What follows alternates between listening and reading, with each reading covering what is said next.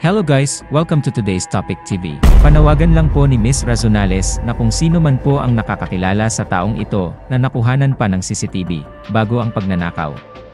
Nawalan kasi sila ng dalawang wallet na may lamang 10,000 pesos at isang Hong Kong identification card, isang cellphone at 2,000 pesos cash.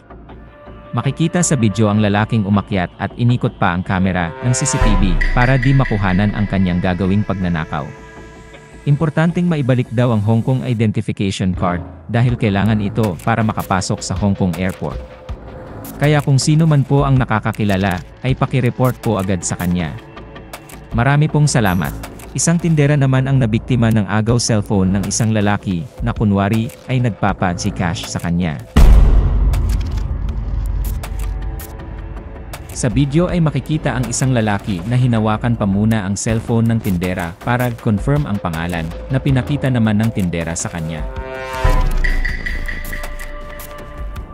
At sa kanito biglang hinablot patakas ang cellphone. Agad naman itong hinabol ng tindera subalit di na rin ito naabutan pa.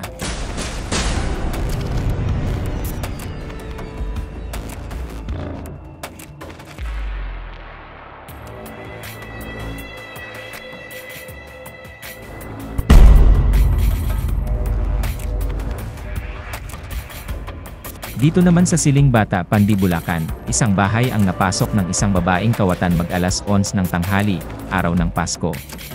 Makikita sa video ang isang babaeng tila nagsa-shopping sa kanyang mga bitbit na mga gadget, cellphone, laptop, at isang bag na may lamang pera ang walang kahirap-hirap na natangay ng kawatan.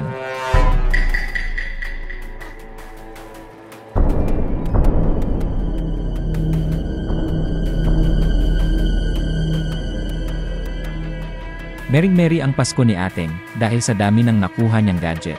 At dahil sa bistado na sa kamera ang mukha niya, ay malamang sa kulungan na siya magbabagong taon, pag nagkataon.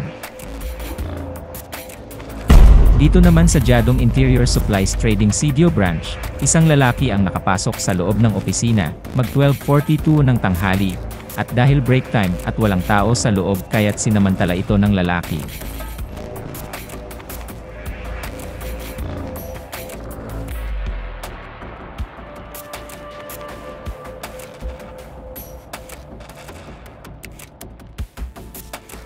Muntik pa siyang makita ng isang empleyado, subalit mabilis na nakapagtago ito.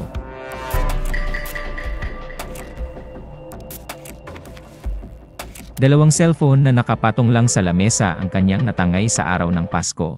Kung sino man po ang nakakakilala sa mga kawatang ito ay ipagbigay alam agad sa mga kinaukulan. Marami pong salamat at lagi po tayong mag-ingat.